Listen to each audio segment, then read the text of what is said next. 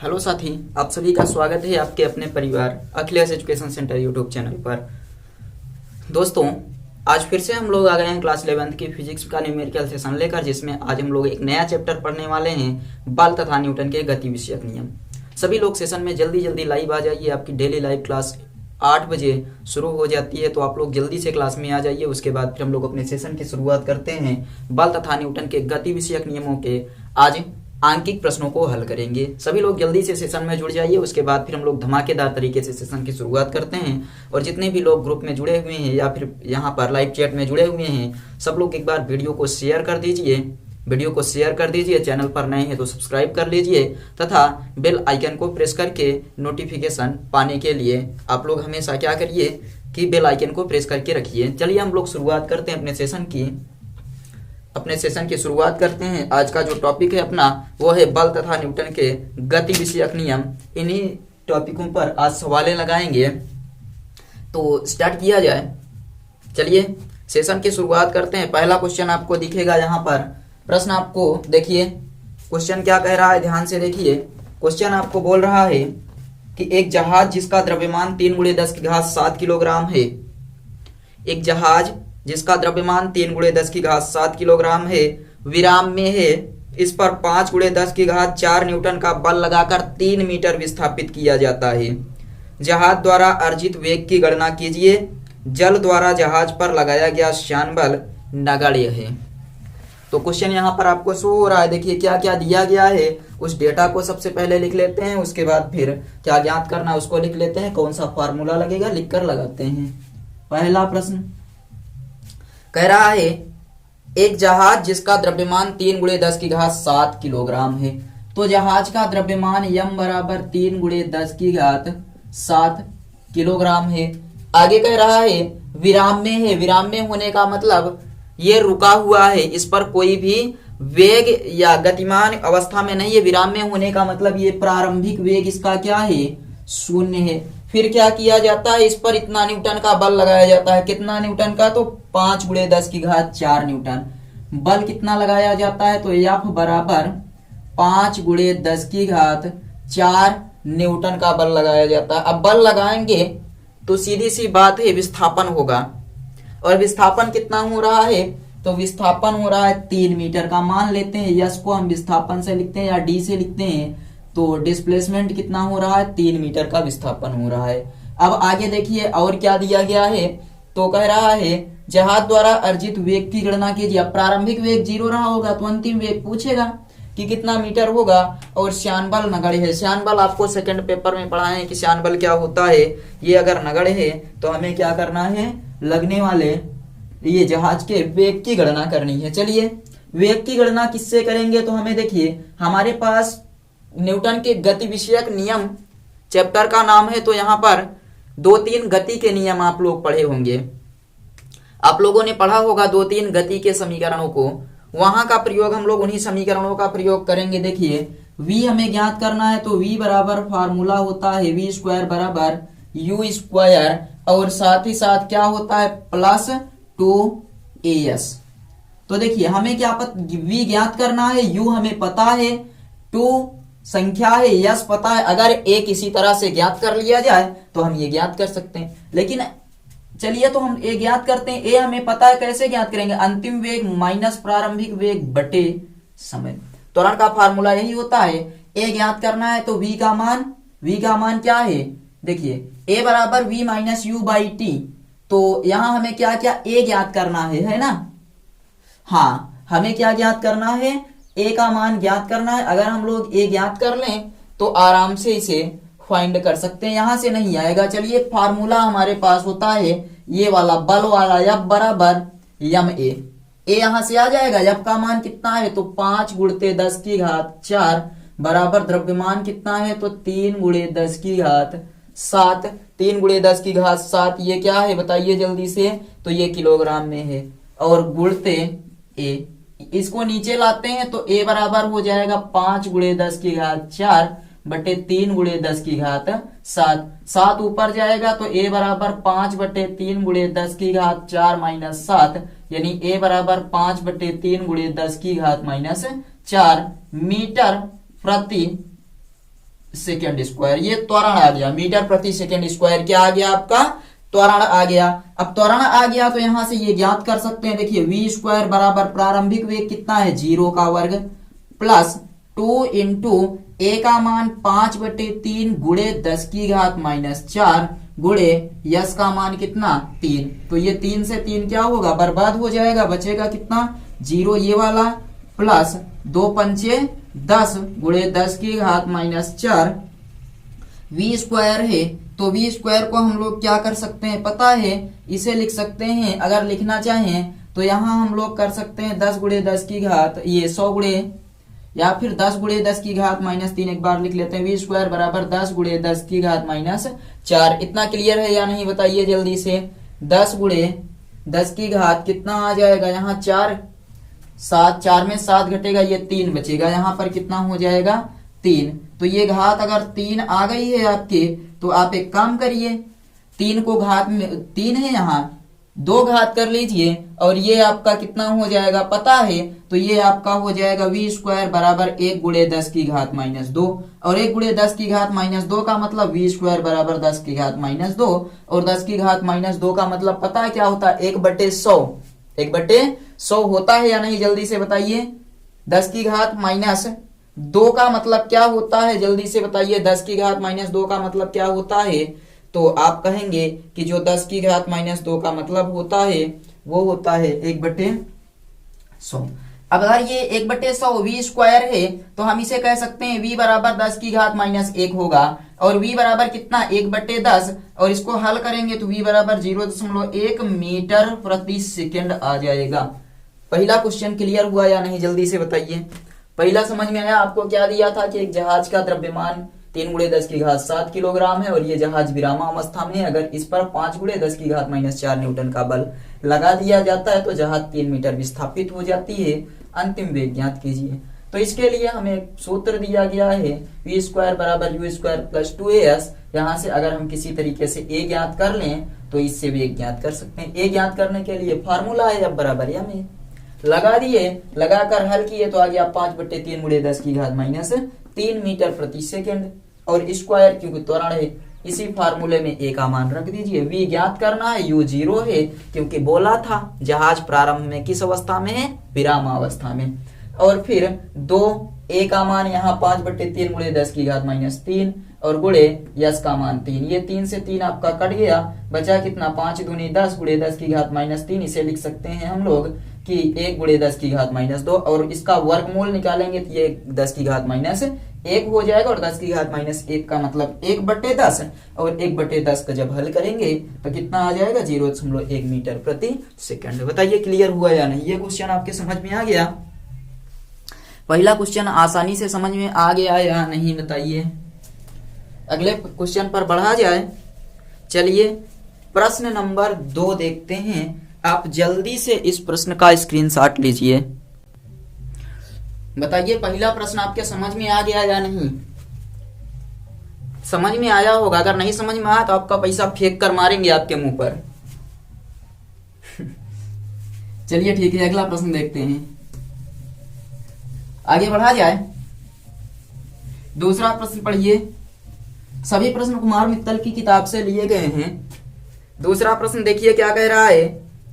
तो दूसरा प्रश्न आपको कह रहा है, देखिए 2 गेंदे ए व बी जिनके द्रव्यमान क्रमशः 100 ग्राम व 250 ग्राम हैं। 2 गेंदे हैं जिसमें से एक का द्रव्यमान 100 ग्राम है और दूसरे का 250 ग्राम। एक तनी हुई भारहीन स्प्रिंग के दोनों किनारों से जुड़े हुए हैं। कुछ इस प्रकार से देखिए, एक गेंद ये हो गई, एक गेंद ये हो गई। पहली गेंद का जो द्रव्यमान दिया गया है वो है 100 ग्राम, और दूसरी गेंद का द्रव्यमान कितना 250 ग्राम। आगे कह रहा है, प्रश्न कह रहा है कि ये एक तनी हुई भारहीन स्प्रिंग के दोनों सिरों पर हैं। मतलब ये स्प्रिंग जो है वो तनी हुई है और स्प्रिंग को मान लेते हैं कि ये भारहीन है, कुछ इस प्रकार से। और आगे फिर क्या कह रहा है कि यह पूरा निकाय एक चिकने क्षैतिज धरातल पर स्थित है। इस पूरे निकाय को क्या किया गया, एक चिकने क्षैतिज धरातल पर रखा गया है। जब गेंदों को मुक्त कर दिया जाता है, यानी कि अभी पकड़े रहेंगे गेंद तभी तनी होगी। अब गेंदों को छोड़ देते हैं, तो छोड़ने पर कह रहा है यदि दोनों कह रहा गेंद को छोड़ दिया जाता तो गेंद बी पश्चिम की ओर 10 सेंटीमीटर प्रति सेकंड स्क्वायर के प्रारंभिक त्वरण से गतिशील हो जाती है। पश्चिम की ओर ये गतिशील हो जाती है, तो पश्चिम की ओर गतिशील होने का मतलब आप समझ लीजिए ये पश्चिम की ओर है, ये पूरब की ओर।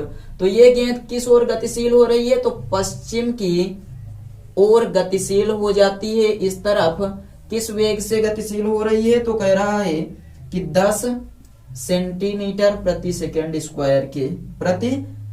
स्क्वायर के प्रारंभिक त्वरण से गतिशील हो जाती है। ये त्वरण है आपका। फिर क्या कह रहा है, गणना कीजिए कि गेंद एक किस प्रारंभिक त्वरण से तथा किस दिशा में गतिशील होगी। आपको कह रहा है कि अगर ये पश्चिम की ओर इधर गतिशील हो रही है तो ये वाली गेंद किधर की ओर गतिशील होगी और किस त्वरण से गतिशील होगी। आपको पता है कि स्प्रिंग जो है वो दोनों ओर से खींचेगी, यानी आप छोड़ेंगे गेंदों को तो दोनों गेंदें ऐसे जाएंगी क्योंकि स्प्रिंग दोनों को खींचेगी। तो आपसे वही पूछ रहा है कि ये वाली गेंद किस दिशा में और किस त्वरण से गतिशील होगी। चलिए ठीक है, इतना समझ में आ गया या नहीं।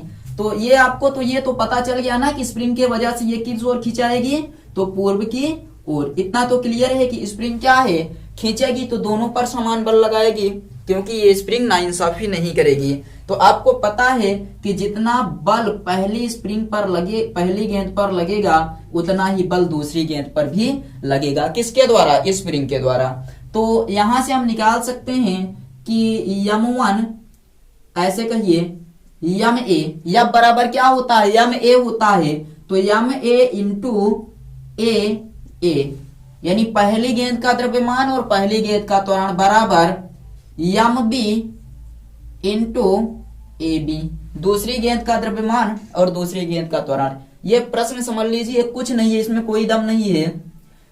और आपको क्या ज्ञात करना है, यहां पर ये त्वरण ज्ञात करना है। समझ में आया, क्या ज्ञात करना है। पहली गेंद का द्रव्यमान देखिए कितना दिया है, पहली गेंद में कह रहा है 100 ग्राम है, गुणे यही तो हमें ज्ञात करना है बराबर दूसरी गेंद का द्रव्यमान 250 गुणे दूसरी गेंद जो है वो 10 सेंटीमीटर प्रति सेकंड स्क्वायर के वेग से क्या हो रही है, गतिशील। देखिए यहाँ का 1 0, यहाँ का 1 0, इसको ले डूबा, आपके पास कितना बचा, ए बराबर 25 सेंटीमीटर प्रति सेकंड स्क्वायर। समझ में आ गया।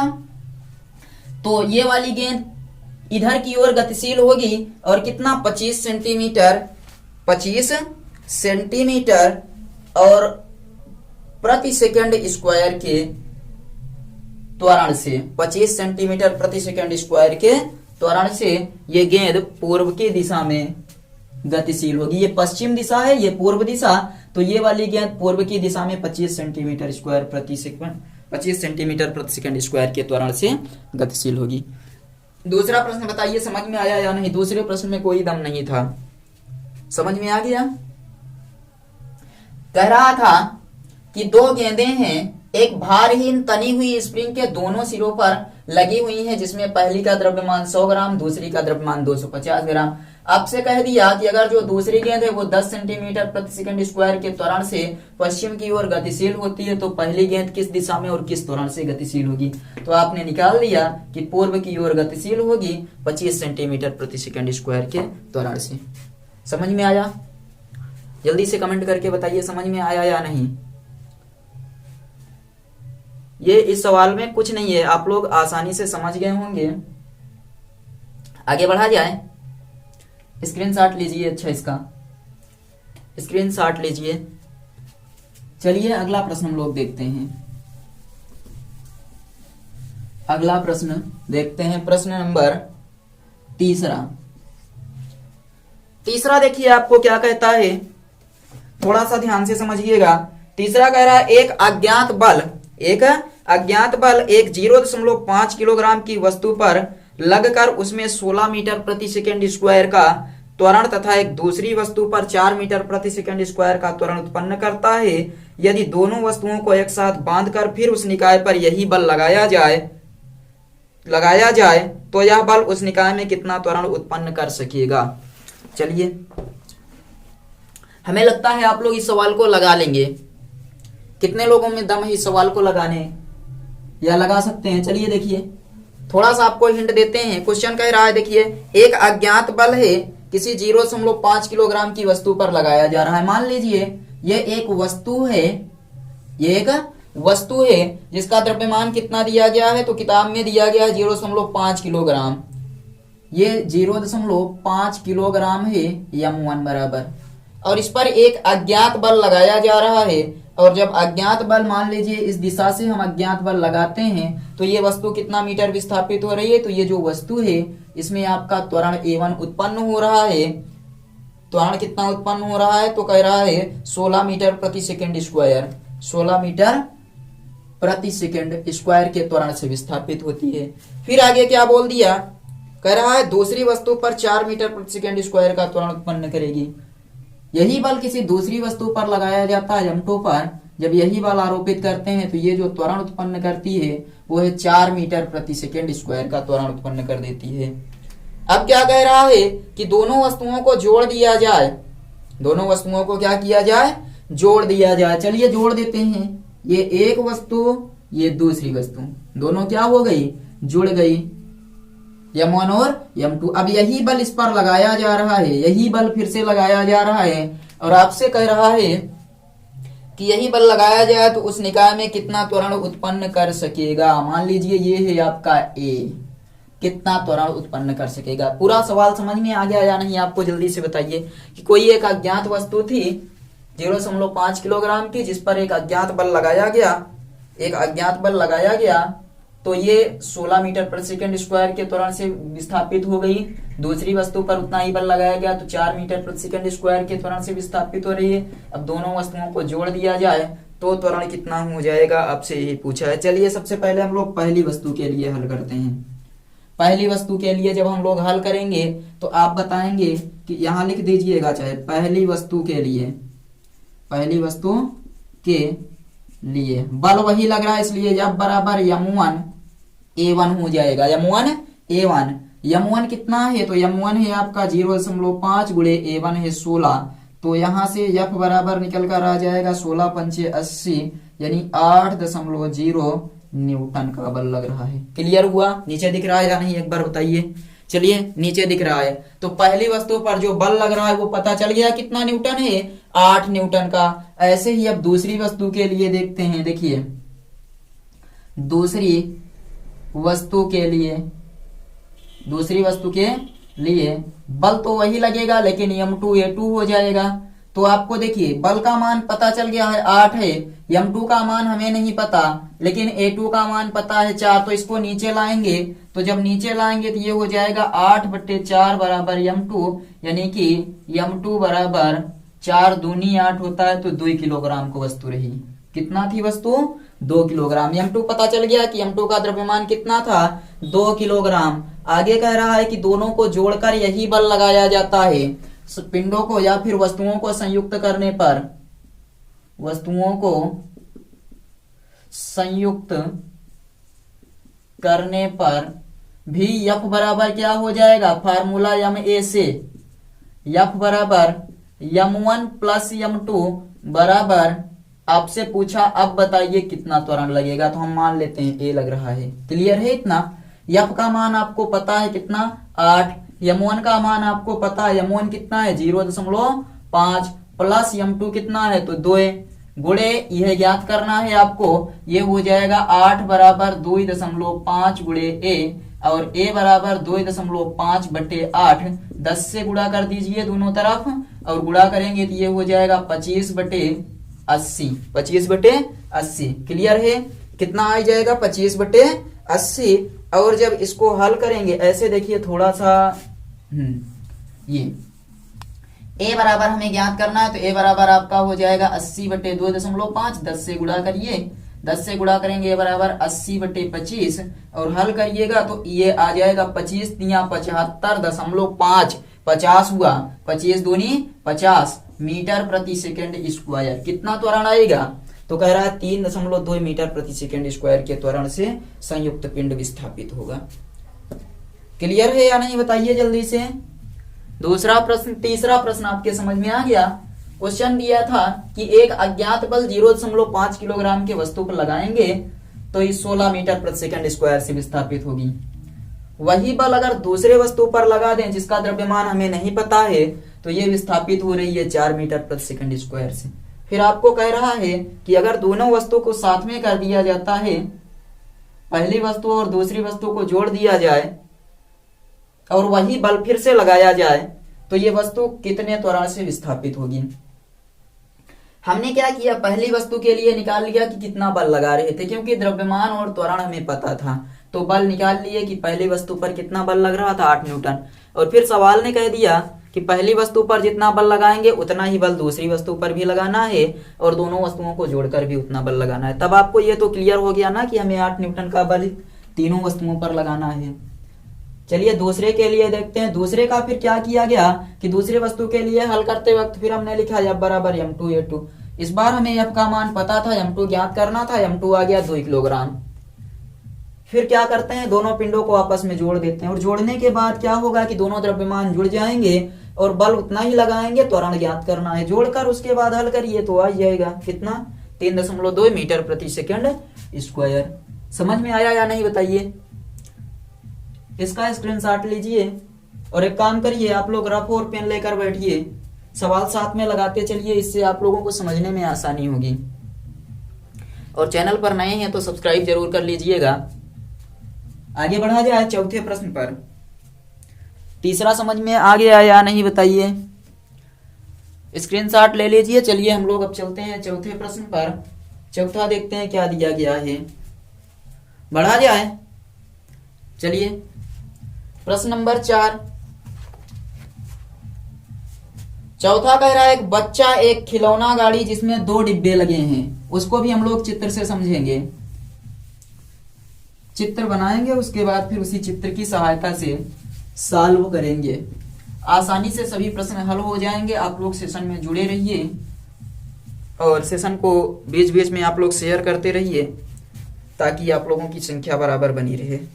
चौथा प्रश्न देखिए। पहला, एक बच्चा एक खिलौना गाड़ी जिसमें 2 डिब्बे लगे हैं को 1.5 न्यूटन का एक नियत बल से 36 से 30 अंश का कोण बनाते हुए लगाकर खींचता है, जैसा कि चित्र में दर्शाया गया है, तो गणना कीजिए। चलिए हम लोग चित्र बनाते हैं। सबसे पहले एक चित्र दिया गया है। चित्र में आपको क्या कह रहा है, देखिए चित्र कुछ इस प्रकार से दिया गया है कि एक क्षैतिज तल है, क्षैतिज तल पर एक खिलौना गाड़ी है, एक खिलौना गाड़ी कुछ इस प्रकार से बना लेते हैं। और फिर क्या कह रहा है, इसी के ऊपर 2 गाड़ियां रखी हैं। यही कह रहा है ना कि 2 डिब्बे लगे हुए हैं एक गाड़ी में, तो 2 डिब्बे बना लिए। अब आपको कह रहा है क्षैतिज दिशा से एक बच्चा है जो 30 अंश का कोण बनाते हुए एक बल लगा रहा है।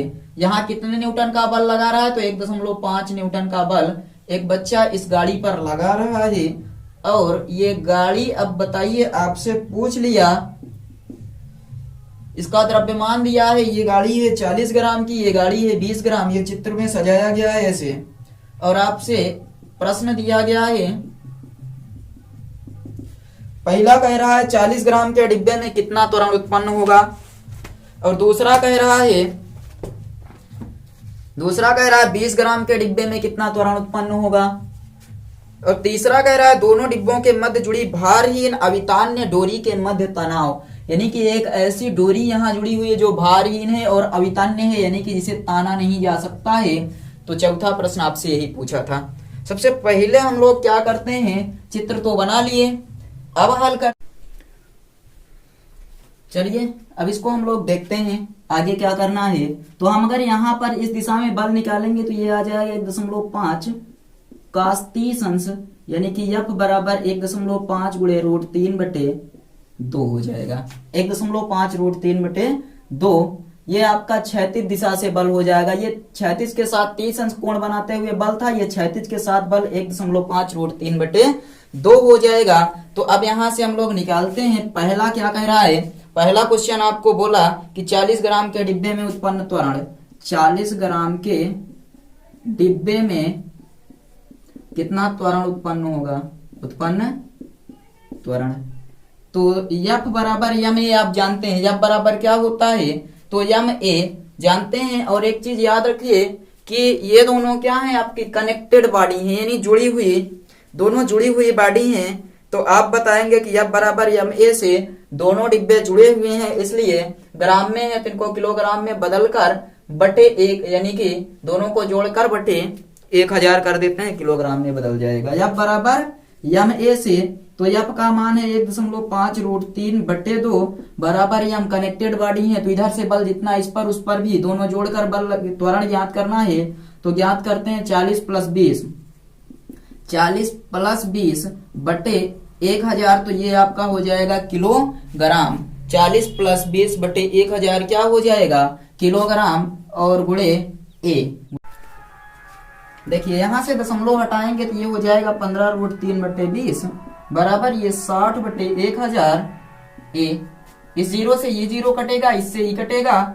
और देखिए यहां से 3 दूनी 6, 3 पचे 15, 5 बटे 5√3 बटे 2 दूनी 4, ए बटे 10। आगे हल करते हैं इसको, तो ये 10 पचे 50√3 बटे 4 बराबर ए, 2 दूनी 4, 2 25 हम में 25 यानी 50, तो 25 बटे √3 बटे 2 बराबर ए। और इसको हल करेंगे तो 12.5√3 बराबर ए, और ए बराबर 12.5 गुणे 1.732, 1.732। और इनका जब मान रखेंगे ये आ जाएगा 21.6 मीटर प्रति सेकेंड स्क्वायर। क्लियर हुआ या नहीं, जल्दी से बताइए। पहला क्वेश्चन आपका दिया था कि 40 ग्राम के डिब्बे में कितना त्वरण उत्पन्न होगा, तो 21.6 मीटर प्रति सेकेंड स्क्वायर। और दूसरा साथ में देखिए ये पहले डिब्बे का हुआ, तो दूसरे के लिए चूंकि कनेक्टेड बॉडी है, आपको बताया गया कनेक्टेड बॉडी में जो त्वरण होता है वो समान होता है, तो आप यहाँ बताएंगे चूंकि कनेक्टेड बॉडी है इसलिए दूसरे डिब्बे में भी त्वरण कितना उत्पन्न होगा, तो ए बराबर 21.6 मीटर प्रति सेकेंड स्क्वायर। दोनों डिब्बों में उतना ही त्वरण, जितना पहले डिब्बे में उतना ही दोनों ही डिब्बों में त्वरण उत्पन्न होगा। दोनों डिब्बों में क्या होगा, उतना ही त्वरण उत्पन्न होगा। और तीसरा आपसे क्या पूछा था,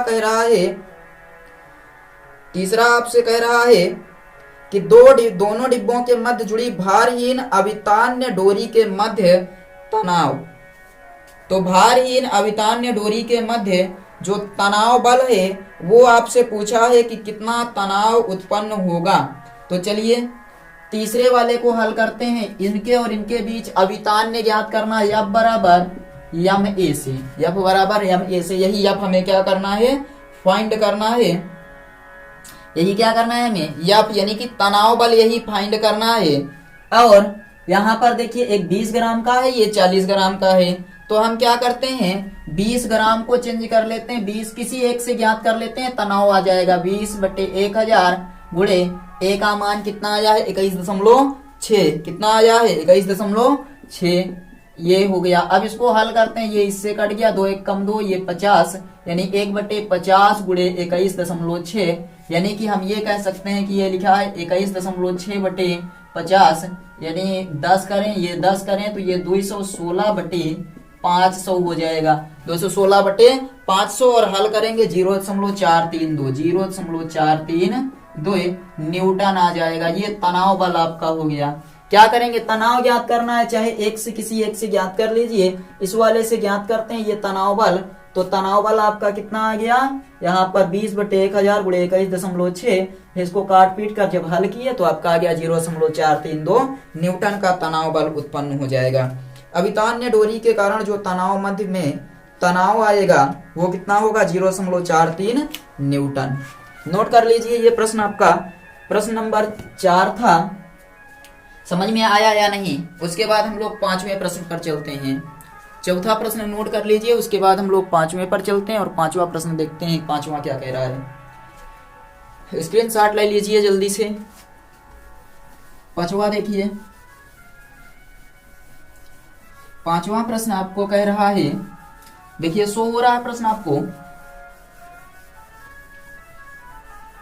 आप लोग पढ़िए प्रश्न पढ़िए, उसके बाद फिर हल करते हैं, देखते हैं 5वें में आपसे क्या पूछा।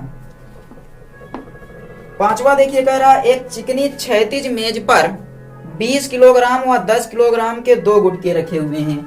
एक चिकनी क्षैतिज मेज है मान लीजिए ये एक चिकनी क्षैतिज मेज है, प्रश्न नंबर 5 है। कह रहा इस पर एक 20 किलोग्राम का गुटका रखा गया है और दूसरा जो रखा गया है वो आपका है 10 किलोग्राम का गुटका। 20 किलोग्राम और 10 किलोग्राम के दो गुटके रखे गए हैं। आपसे कह रहा है यदि 20 किलोग्राम के गुटके पर 5 न्यूटन का बल आरोपित किया जाए तो 20 किलोग्राम का गुटका 10 किलोग्राम के गुटके को किस बल से ढकेलेगा। यानी कि अगर हम इस वाले गुटके पर 5 न्यूटन का बल आरोपित करें तो ये वाला गुटका इस वाले गुटके को कितने बल से ढकेलेगा, आपसे यही पूछ रहा है। तो चलिए चित्र तो समझ में आ गया होगा। अब ये आपकी कनेक्टेड बॉडी है, कनेक्टेड बॉडी, इसलिए हम लोग यहाँ पर बल का फार्मूला लगाएंगे MA। बल कितना लग रहा है, तो बल आपका लग रहा है कितने न्यूटन का, 5 न्यूटन का, बराबर द्रव्यमान कितना है 20 और 10, 20 प्लस 10।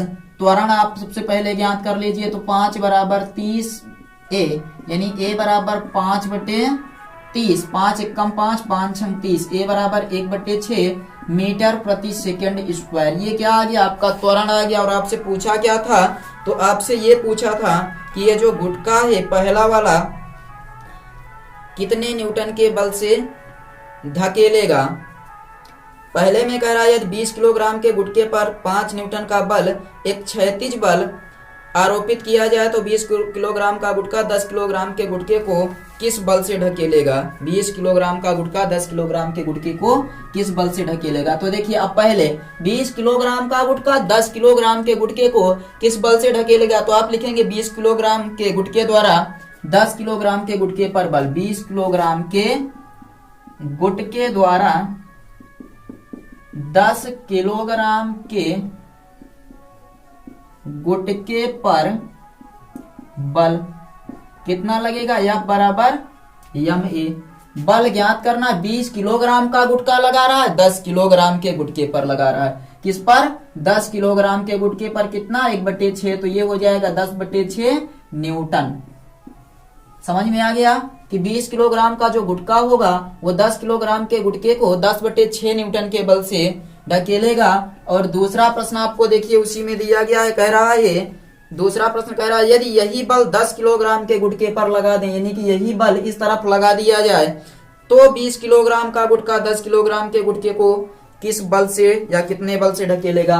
कह रहा है अगर यही बल यहाँ पर दिया जाए, F बराबर कितना, 5 न्यूटन का बल इस तरफ से दिया जाए तो ये वाला इसको कितने बल से ढकेलेगा।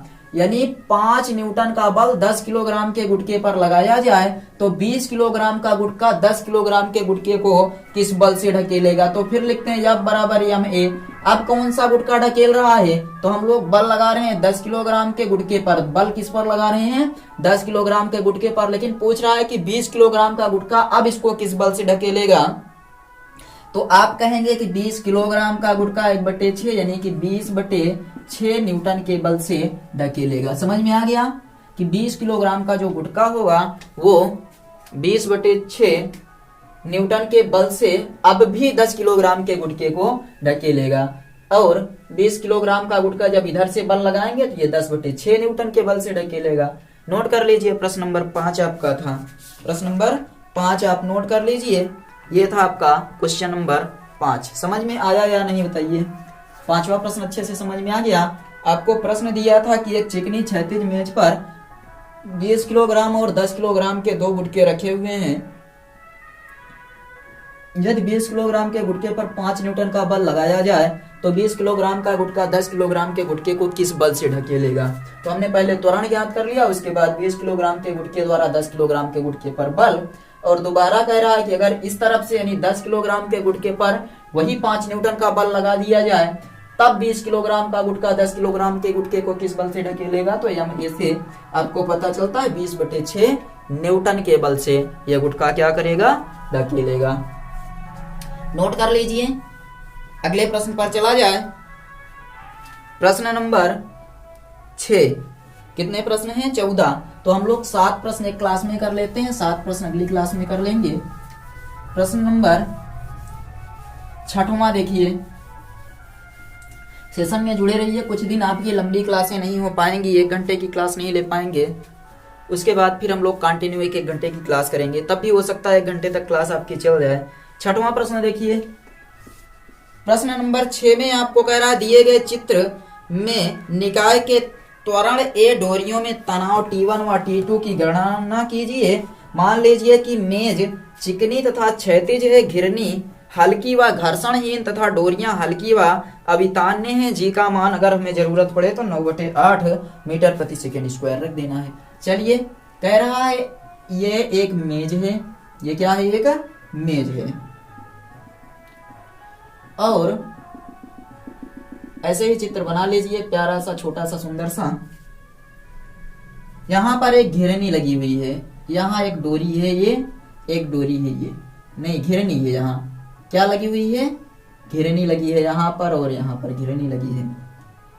फिर आगे क्या कह रहा है, यहाँ पर एक भार लटकाया गया है, एक भार यहाँ लटकाया गया, ये है 4 किलोग्राम। कितना? 4 किलोग्राम का भार लटकाया गया है। गुरुत्वीय त्वरण यहाँ नीचे कार्य करेगा 4g, और यहाँ पर जो त्वरण कार्य कर रहा है वो 4a है। डोरी में तनाव ये T2 है। यहाँ पर भी इसी प्रकार से एक भार लटकाया गया है 2 किलोग्राम का। कितने किलोग्राम का? 2 किलोग्राम का भार लटकाया गया है। और यहाँ पर जो गुरुत्वीय बल कार्य करेगा वो गुरुत्वीय त्वरण 2g का, और यहाँ पर त्वरण आपका है 2a ऊपर की ओर। और फिर ये डोरी में तनाव T1 है। यहाँ पर भी एक गुटका रखा गया है 8 किलोग्राम का। गुटका कितना है? 8 किलोग्राम का गुटका है। और यहाँ से ऐसे एक डोरी लगी हुई है, T1 ये है, और इधर एक डोरी लगी हुई है T2 ये है, और यहाँ पर जो त्वरण है वो 8 है। ये चित्र बना हुआ है। आपसे पूछ रहा है कि ज्ञात कीजिए, त्वरण ज्ञात करना है, डोरियों में तनाव T1 व T2 की गणना करना है। तो सबसे पहले हम लोग क्या करते हैं, देखिए चित्र तो ऐसे दिया था और हमें कह दिया कि अगर जी की जरूरत पड़े तो हम लोग 9.8 मीटर प्रति सेकेंड स्क्वायर रख लेंगे।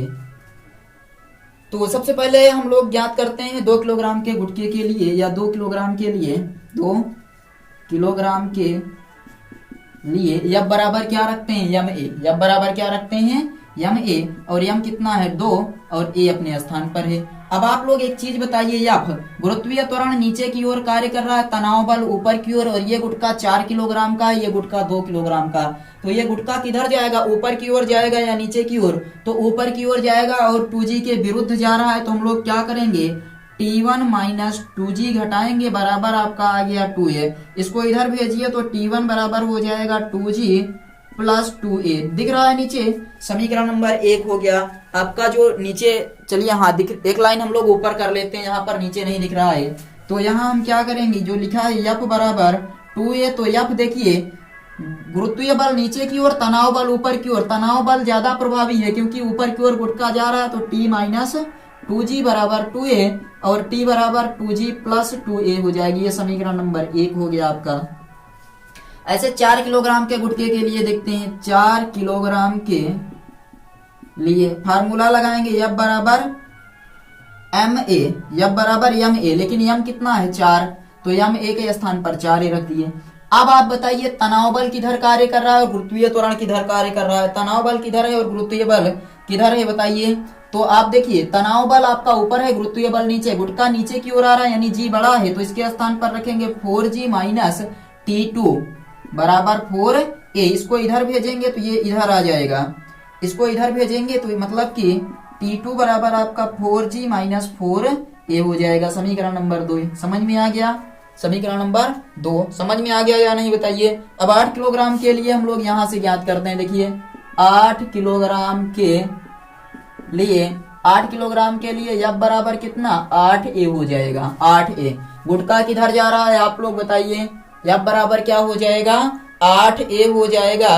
और यफ का मान देखिए, एक चीज आप देखिए, जो यफ है आपका बल, यहां से आपने रखा था यफ बराबर 2a और यफ बराबर 4a, यफ बराबर 2a और यफ बराबर 4a। तो 8 किलोग्राम के लिए देखिए ये वाला इधर की ओर जा रहा है, ये इधर की ओर, तो 8 किलोग्राम प्रभावी इधर है, इसलिए हम लोग करेंगे T2 minus T1, T2 minus T1 बराबर 8a। T2 का मान यहां से रखिए 4g minus 4a minus T1 का मान, तो 4g माइनस 4G कहाँ गया, ये है 2G, पहले वाला T2 के स्थान पर हो गया 4G माइनस 4A और माइनस T1 के स्थान पर 2G, ये माइनस हो जाएगा 2A बराबर 8A। 4G में से 2G घटेगा तो 2G बचेगा बराबर, या पहले रखते हैं 4A और 2A माइनस 6A बराबर 8A हो जाएगी, ये इधर जाएगा तो 2G बराबर 8A प्लस 6A, 2G बराबर 14A। हमें ज्ञात क्या करना था, A का मान ज्ञात करना था, तो A बराबर 2/14G, 2 7 14 यानी 1/7 और G का मान 9.8। हल करेंगे तो A बराबर आ जाएगा, देखिए 7 1 कम 7 दशमलव लगा दिए, 2 बचा यानी 28, तो 7 चौक 28, 1.4 मीटर प्रति सेकंड स्क्वायर। ये क्या आ गया आपका, त्वरण आ गया। त्वरण कितना आ गया, A बराबर तो 1.4 मीटर प्रति सेकंड स्क्वायर। समझ में आया या नहीं, जल्दी से बताइए। त्वरण आपका ज्ञात हो गया है। पहला चीज हमें जो ज्ञात करना था त्वरण, वो त्वरण आपको पता चल गया। हमने पहले 2 किलोग्राम के गुटके के लिए निकाला, F बराबर 2A रखकर F का मान हमने देखा, गुटका ऊपर जा रहा है यानी ये बड़ा, गुटका आपका 2 किलोग्राम का है, ऊपर जा रहा है यानी कि ये बड़ा है तभी ऊपर खींच रहा है, तो बड़े में से छोटे को घटा दिए तो हमें T1 पता चल गया, T1। ऐसे ही क्या किए, दोबारा हम लोग क्या कर दिए, 4 किलोग्राम के गुटके के लिए नीचे की ओर जा रहा है, मतलब ये बड़ा, इसमें से इसको घटा दिए तो T2 पता चल गया। अब क्या करते हैं, समीकरण यहाँ से तीसरे वाले के लिए देखते हैं, ये गुटका इधर जा रहा है इसलिए T2 बड़ा है T1 से, तो घटा दिए और दोनों का मान रखकर जब हल कर दिए तो A बराबर कितना आ गया, 1.4 मीटर प्रति सेकंड स्क्वायर। ये समझ में आया या नहीं बताइए, 1.4 मीटर प्रति सेकंड स्क्वायर। अब चलिए इसके आगे हम लोग देखते हैं, एक चीज और आपसे पूछा है, यहाँ पर देख लेते हैं। जो आपसे पूछा है उसको हम लोग यहाँ देखते हैं। अगला आपको क्या कह रहा है, देखिए अगला कह रहा है कि तनाव T1 व T2 की गणना कीजिए। चलिए अब अगर हमें A पता चल गया है तो T1 व T2 ज्ञात कर सकते हैं या नहीं बताइए जल्दी से। किसी भी समीकरण में मान रखकर हम लोग आराम से T1 व T2 की गणना कर सकते हैं। किया जाए, चलिए T1 पहले, T1 बराबर हमारे पास क्या समीकरण है, देखिए 2G प्लस 2A, तो 2 गुणे G का मान 9.8 प्लस 2 गुणे A का मान 1.4। हल करेंगे तो ये 2 8 16, दोनों 18 19.6 प्लस 14 दूनी 28 यानी 2.8, 8 6 14 की 4 हासिल 1, 2 9 11 1 12 की 2 हासिल 1 1 2 22.4 न्यूटन आ गया आपका तनाव। T1 बराबर कितना आ गया, तो T1 बराबर आपका आ जाएगा 22.4 न्यूटन। क्लियर है। समीकरण 1 में हमने क्या किया, G और A का मान रख दिया, G और A का मान रख दिया तो हमें कितना मिल गया, 22.4 न्यूटन। ऐसे ही अगर T2 हमें ज्ञात करना है, T2 बराबर क्या करेंगे, यहाँ पर मान रखेंगे 4 गुणे 9.8 माइनस 4 गुणे 1.4, 4 8 32, 4 9 36, 3 39 माइनस 14 चौको 56 यानी कि 5.6, 12 में से 6 घटेगा 6, यहाँ 8 में से 5 घटेगा 3 और 2, 23.6 न्यूटन। दूसरे वाले पर कितना बल आ जाएगा, तो दूसरे पर आ जाएगा 23.6 न्यूटन। क्लियर है। T1 और T2 आपके समझ में, ये 33 होगा, 3 यहाँ पर हासिल नहीं लिया, उधार नहीं लिए हैं। 33.6 न्यूटन दूसरे पर आ गया, यानी दूसरे का तनाव T2 और T1 का तनाव 22.4 न्यूटन। त्वरण आ गया 1.4 मीटर प्रति सेकंड स्क्वायर। इसको आप लोग नोट कर लीजिए। ये प्रश्न नंबर 6 था। अब समझ में आया या नहीं कमेंट करके अब बताइए। प्रश्न नंबर 6 आपके समझ में आ गया या नहीं। 7वें पर चला जाए, यहाँ कोई समस्या हो तो आप लोग बताइए, और आप लोग आपस में बात मत करिए, चैनल पर नए हैं सब्सक्राइब कर लीजिए। चलिए हम लोग बढ़ते हैं अगले प्रश्न पर। प्रश्न नंबर 7 देखते हैं और आज का आखिरी प्रश्न। प्रश्न नंबर 7 और आज का आखिरी प्रश्न देखते हैं। चलिए इसका स्क्रीनशॉट लीजिए जल्दी से, इसका स्क्रीनशॉट ले लीजिए, उसके बाद फिर हम लोग अगले प्रश्न पर चलते हैं। प्रश्न नंबर 7 ले लिए। 7वां प्रश्न किताब में है, आप लोग पढ़िए। देखिए सवाल समझ में आ रही है आप लोगों को। अब लग रहा है कि सवालों में कोई परेशानी है, अब आपको नहीं लग रहा होगा, क्योंकि कुमार मित्तल की तो हम लोग ऐसी की तैसी कर दे रहे हैं। छोटी छोटी सवाल हैं, कोई लेवल नहीं है इनका, सभी सवालों की ऐसी की तैसी है ना। अगली सवाल पर बढ़ा जाए। चलिए देखते हैं, कह रहा है संलग्न चित्र में एक भारहीन, सवाल देखिए आपको दिख रहा है, एक चित्र दिया गया है, इसमें कह रहा है भारहीन घर्षणहीन घिरनी एक स्प्रिंग तुला से लटक रही है, कुछ इस प्रकार से। एक भारहीन और घर्षणहीन घिरनी है जो एक स्प्रिंग तुला से लटक रही है। भारहीन और घर्षणहीन घिरनी एक स्प्रिंग तुला से लटक रही है, ऐसे। और इधर एक भार लटकाया गया है 1 किलोग्राम, 1 किलोग्राम, और इधर का जो भार है वो है आपका 5 किलोग्राम, 5 किलोग्राम ये भार दिया गया है। आपसे क्या कह रहा है कि किसी भारहीन अवितान्य डोरी जो कि घिरनी के ऊपर से गुजरती है के मुक्त सिरों से 1 किलोग्राम व 5 किलोग्राम के 2 पिंड बंधे हुए हैं। देखिए चित्र में दिया गया है 1 किलोग्राम और 5 किलोग्राम। बताइए कि स्प्रिंग तुला का पाठ्यांक 6 किलोग्राम भार से अधिक है या 6 किलोग्राम भार से कम होगा। स्प्रिंग तुला का पाठ्यांक हमसे पूछा है कि ये जो स्प्रिंग तुला है इसका पाठ्यांक 6 किलोग्राम भार से अधिक होगा या 6 किलोग्राम भार से कम होगा। तो चलिए सवाल लगाना शुरू करते हैं। सवाल समझ में आई आपको? चित्र ऐसे ही दिया था, तो चलिए हम सबसे पहले यहाँ पर हल करेंगे। ये तो चित्र हो गया। अब 5 किलोग्राम भार के लिए निकालते हैं। 5 किलोग्राम के लिए, 5 किलोग्राम वाले पिंड के लिए अगर हम यफ निकालेंगे तो यफ बराबर क्या होता है, यम ए। यम ए का मतलब हो गया यफ बराबर 5a। समझ में आ गया, 5a। और यहाँ एक चीज आप देखिए, तनाव बल किधर की ओर दिया है, तो चित्र में तनाव बल चलिए देखिए, आप लोग खुद बताइए। ये 5 किलोग्राम है, ये 1 किलोग्राम है, तो कौन सा भारी होगा? ये वाला भारी होगा, यानी घिरनी में जो ये आपका 5 किलोग्राम का द्रव्यमान है वो किधर जाएगा, ऊपर की ओर, नीचे की ओर जाएगा। तो यहाँ ये होगा 5g और ये होगा आपका t। तो यहाँ से f बराबर हम लोग लिख सकते हैं 5g माइनस टी बराबर 5a, यानी t बराबर आप कह सकते हैं 5g माइनस 5a। समीकरण नंबर 1 आ गया, 5g माइनस 5a समीकरण नंबर 1। अब क्या करते हैं, 1 किलोग्राम के लिए निकालते हैं। 1 किलोग्राम के लिए अगर निकालेंगे तो 1 किलोग्राम के लिए आप बताइए क्या होगा, यफ बराबर यम ए, यहाँ से यफ बराबर ए हो जाएगा, यानी कि 1a। और यहाँ बताइए ये आपका 1g रहेगा और ये t रहेगा, t1 या इसको नाम देते हैं t2। t2 यहाँ पर अब आपको ये बताया गया कि यफ जो है तनाव बल है और 1g नीचे की ओर है, t ऊपर की ओर, यानी कि ये ऊपर की ओर जा रहा है। तो हम लोग यहाँ क्या करेंगे, मतलब t बड़ा है, t माइनस आपका हो जाएगा g बराबर a। अब यहाँ से t माइनस a बराबर g हो जाएगी, ये समीकरण नंबर 2। यहाँ आप क्या करेंगे, समीकरण 1 से g का मान रख दें या g के बराबर रख दें। यहाँ पर समीकरण 1 से अगर हम लोग t बराबर भी रखना चाहें तो समीकरण 1 से t बराबर यहाँ कितना रख सकते हैं, जल्दी से बताइए।